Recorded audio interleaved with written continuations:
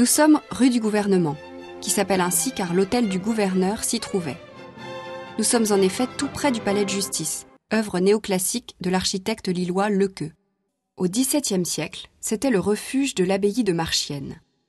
Les moines s'y abritaient et y gardaient leur blé. D'architecture gothique, le bâtiment possédait des oculis.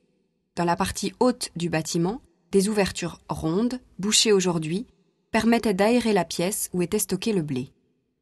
Il y avait aussi, tout le long de la façade, de grandes arcades, ouvertes sur la Scarpe, grâce auxquelles les bateaux déchargeaient directement leurs marchandises. Bouchées, elles aussi, elles sont redécouvertes au XXe siècle, lors de la Restauration. Au XVIIIe siècle, toute province française se doit d'avoir un parlement, qui est l'ancêtre du palais de justice. Celui de Flandre était situé à Tournai, mais bientôt, Tournai ne fit plus partie du royaume de France. Et, en 1714, le refuge de l'abbaye devient le Parlement de Flandre. L'architecte lillois Lequeux s'attaque à la façade principale, qui donne sur la place de Paulin-Chauve, à la fin du XVIIIe siècle.